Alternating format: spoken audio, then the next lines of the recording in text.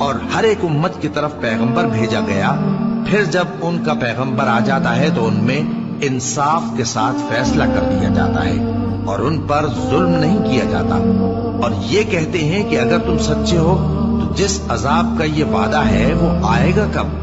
کہہ دو کہ میں تو اپنے نقصان اور فائدے کا بھی کچھ اختیار نہیں رکھتا مگر جو اللہ چاہے۔ ہر ایک امت کے لیے موت کا ایک وقت مقرر ہے، جب وہ وقت آ جاتا ہے تو ایک گھڑی بھی دیر نہیں کر سکتے اور نہ جلدی کر سکتے ہیں۔ کہہ دو کہ بھلا دیکھو تو اگر اس کا عذاب تم پر ناگہاں آ جائے رات کو یا دن کو تو پھر گناہگار کس بات کی جلدی کرتے ہیں؟ کیا جب وہ آ واقع ہوگا تب اس پر ایمان لاؤ گے؟ اس وقت کہا جائے گا کیا اب ایمان لائے؟ اور اسی کے لیے تو تم جلدی مچایا کرتے تھے۔ پھر ظالم لوگوں سے کہا جائے گا کہ عذاب دائمی کا مزہ چکھو، اب تم انہی اعمال کا بدلہ پاؤ گے جو دنیا میں کرتے رہے۔ اور اے نبی، تم سے دریافت کرتے ہیں کہ آیا یہ سچ ہے؟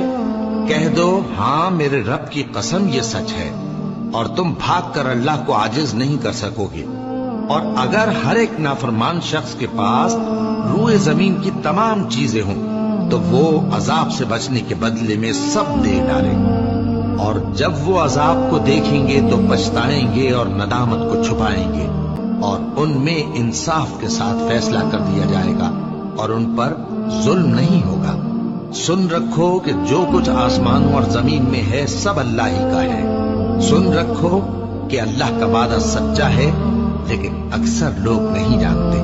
وہی جان بخشتا اور وہی موت دیتا ہے، اور تم لوگ اسی کی طرف لوٹ کر جاؤ گے۔ لوگوں، تمہارے پاس تمہارے پروردگار کی طرف سے نصیحت اور دلوں کی بیماریوں کی شفا اور مومنوں کے لیے ہدایت اور رحمت آ پہنچی ہے۔ کہہ دو کہ یہ کتاب اللہ کے فضل اور اس کی مہربانی سے نازل ہوئی ہے، تو چاہیے کہ لوگ اس سے خوش ہوں۔ یہ اس سے کہیں بہتر ہے جو وہ جمع کرتے ہیں۔ کہو کہ بھلا دیکھو تو اللہ نے تمہارے لیے جو رزق نازل فرمایا تو تم نے اس میں سے بعض کو حرام ٹھہرایا اور بعض کو حلال۔ ان سے پوچھو کیا اللہ نے تمہیں اس کا حکم دیا ہے یا تم اللہ پر جھوٹ باندھتے ہو؟ اور جو لوگ اللہ پر جھوٹ باندھتے ہیں وہ قیامت کے دن کی نسبت کیا خیال رکھتے ہیں؟ بے شک اللہ لوگوں پر مہربان ہے، لیکن اکثر لوگ شکر نہیں کرتے۔ اور تم جس حال میں ہوتے ہو یا قرآن میں سے کچھ پڑھتے ہو یا تم لوگ کوئی اور کام کرتے ہو، جب اس میں مصروف ہوتے ہو تو ہم تمہارے پاس ہوتے ہیں، اور تمہارے پروردگار سے کوئی ذرہ بھر بھی چیز پوشیدہ نہیں رہتی، نہ زمین میں اور نہ آسمان میں، اور نہ کوئی چیز ہے اس سے چھوٹی اور نہ بڑی مگر کتاب روشن میں لکھی ہوئی ہے۔ سن رکھو کہ جو اللہ کے دوست ہیں ان کو نہ کچھ خوف ہوگا اور نہ وہ غمناک ہوں گے، یعنی وہ جو ایمان لائے اور پرہیزگار رہے ان کے لیے دنیا کی زندگی میں بھی بشارت ہے اور آخرت میں بھی اللہ کی باتیں بدلتی نہیں۔ یہی تو بڑی کامیابی ہے۔ اور اے پیغمبر، ان لوگوں کی باتوں سے آزردہ نہ ہونا، کیونکہ عزت سب اللہ ہی کی ہے، وہ سب کچھ سنتا ہے، جانتا ہے۔ سن رکھو کہ جو مخلوق آسمانوں میں ہے اور جو زمین میں ہے سب اللہ ہی کے بندے ہیں، اور یہ جو اللہ کے سوا اپنے بنائے ہوئے شریکوں کو پکارتے ہیں وہ کسی اور چیز کے پیچھے نہیں چلتے، صرف گمان کے پیچھے چلتے ہیں اور محض اٹکلیں دوڑا رہے ہیں۔ وہی تو ہے جس نے تمہارے لیے رات بنائی تاکہ اس میں آرام کرو، اور روز روشن بنایا تاکہ اس میں کام کرو۔ جو لوگ قوت سماعت رکھتے ہیں ان کے لیے اس میں نشانیاں ہیں۔ بعض لوگ کہتے ہیں کہ اللہ نے بیٹا بنا لیا ہے، اس کی ذات اولاد سے پاک ہے، وہ تو بے نیاز ہے، جو کچھ آسمانوں میں اور جو کچھ زمین میں ہے سب اسی کا ہے۔ اے افترا پردازو، تمہارے پاس اس قول باطل کی کوئی دلیل نہیں ہے، کیا تم اللہ کی نسبت ایسی بات کہتے ہو جو جانتے نہیں؟ کہہ دو کہ جو لوگ اللہ پر جھوٹ باندھتے ہیں فلاح نہیں پائیں گے، ان کے لیے جو فائدے ہیں دنیا میں ہی ہیں، پھر ان کو ہماری ہی طرف لوٹ کر آنا ہے، اس وقت ہم ان کو عذاب شدید کے مزے چکھائیں گے، کیونکہ وہ کفر کی باتیں کیا کرتے تھے۔ اور ان کو نوح کا قصہ پڑھ کر سنا دو جب انہوں نے اپنی قوم سے کہا کہ اے قوم، اگر تم کو میرا اپنے درمیان رہنا اور اللہ کی آیتوں سے نصیحت کرنا ناگوار ہو تو میں تو اللہ پر بھروسہ رکھتا ہوں، تم اپنے شریکوں کے ساتھ مل کر ایک کام جو میرے بارے میں کرنا چاہو مقرر کر لو، اور وہ تمہاری تمام جماعت کو معلوم ہو جائے اور کسی سے پوشیدہ نہ رہے، پھر وہ کام میرے خلاف کر گزرو اور مجھے مہلت نہ دو۔ اب اگر تم نے منہ پھیر لیا تو تم جانتے ہو کہ میں نے تم سے کچھ معاوضہ نہیں مانگا، میرا معاوضہ تو اللہ کے ذمے ہے، اور مجھے حکم ہوا ہے کہ میں فرما برداروں میں رہوں۔ پھر ان لوگوں نے ان کی تکذیب کی تو ہم نے ان کو اور جو لوگ ان کے ساتھ کشتی میں سوار تھے سب کو طوفان سے بچا لیا اور انہیں زمین میں خلیفہ بنا دیا، اور جن لوگوں نے ہماری آیتوں کو جھٹلایا ان کو غرق کر دیا۔ تو دیکھ لو کہ جو لوگ ڈرائے گئے تھے ان کا کیسا انجام ہوا۔ پھر نوح کے بعد ہم نے اور پیغمبر اپنی اپنی قوم کی طرف بھیجے تو وہ ان کے پاس کھلی نشانیاں لے کر آئے، مگر وہ لوگ ایسے نہ تھے کہ جس چیز کو پہلے جھٹلا چکے تھے اس پر ایمان لے آتے۔ اسی طرح ہم زیادتی کرنے والوں کے دلوں پر مہر لگا دیتے ہیں۔ پھر ان کے بعد ہم نے موسیٰ اور ہارون کو اپنی نشانیاں دے کر فرعون اور اس کے سرداروں کے پاس بھیجا، تو انہوں نے تکبر کیا اور وہ گناہگار لوگ تھے۔ تو جب ان کے پاس ہمارے ہاں سے حق آیا تو کہنے لگے کہ یہ تو کھلا جادو ہے۔ موسیٰ نے کہا، کیا تم حق کے بارے میں جب وہ تمہارے پاس آیا یہ کہتے ہو کہ یہ جادو ہے؟ حالانکہ جادوگر فلاں نہیں پانی کے۔ وہ بولے، کیا تم ہمارے پاس اس لیے آئے ہو کہ جس راہ پر ہم اپنے باپ دادا کو پاتے رہے ہیں اس سے ہم کو پھیر دو، اور اس ملک میں تم دونوں ہی کی سرداری ہو جائے، اور ہم تم پر ایمان لانے والے نہیں ہیں۔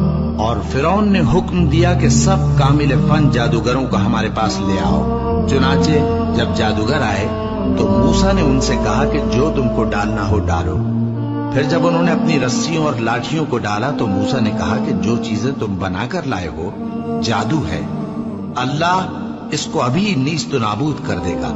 اللہ شریروں کے کام سنوارا نہیں کرتا، اور اللہ اپنے حکم سے سچ کو سچ ہی کر دے گا، اگرچہ گناہگار برا ہی مانے۔ تو موسیٰ پر کوئی ایمان نہ لایا مگر اس کی قوم میں سے چند لڑکے، اور وہ بھی فرعون اور اس کے اہل دربار سے ڈرتے ڈرتے کہ کہیں وہ ان کو آفت میں نہ پھنسا دے۔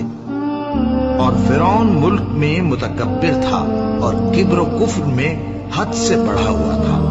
اور موسیٰ نے کہا کہ بھائیو، اگر تم اللہ پر ایمان لائے ہو تو اگر دل سے فرما بردار ہو تو اسی پر بھروسہ رکھو۔ بس وہ بولے کہ ہم اللہ ہی پر بھروسہ رکھتے ہیں۔ اے ہمارے پروردگار، ہم کو ظالم لوگوں کے ہاتھ سے آزمائش میں نہ ڈال، اور اپنی رحمت سے ہمیں قوم کفار سے نجات بخش۔ اور ہم نے موسیٰ اور اس کے بھائی کی طرف وحی بھیجی کہ اپنے لوگوں کے لیے مصر میں گھر بناؤ، اور اپنے گھروں کو قبلہ یعنی مسجدیں ٹھہراؤ، اور نماز قائم کرتے رہو، اور مومنوں کو خوشخبری سنا دو۔ اور موسیٰ نے کہا کہ اے ہمارے پروردگار، تو نے فرعون اور اس کے سرداروں کو دنیا کی زندگی میں بارونق ساز و سامان اور مال و زر دے رکھا ہے۔ اے پروردگار، کیا اسی لیے کہ وہ تیرے رستے سے گمراہ کر دیں؟ اے پروردگار، ان کے مال کو برباد کر دے اور ان کے دلوں کو سخت کر دے کہ ایمان نہ لائیں جب تک عذاب علیم نہ دیکھ لیں۔ اللہ نے فرمایا کہ تمہاری دعا قبول کر لی گئی، تو تم ثابت قدم رہنا اور بے عقلوں کے رستے پر نہ چلنا۔ اور ہم نے بنی اسرائیل کو سمندر سے پار کروایا تو فرعون اور اس کے لشکر نے سرکشی اور زیادتی کرتے ہوئے ان کا تعاقب کیا، یہاں تک کہ جب اس کو غرق کرنے والے عذاب نے آ پکڑا تو کہنے لگا، میں ایمان لایا کہ جس اللہ پر بنی اسرائیل ایمان لائے ہیں اس کے سوا کوئی معبود نہیں، اور میں فرما برداروں میں ہوں۔ جواب ملا کہ اب ایمان لاتا ہے، حالانکہ تو پہلے نافرمانی کرتا رہا اور مفسد بنا رہا۔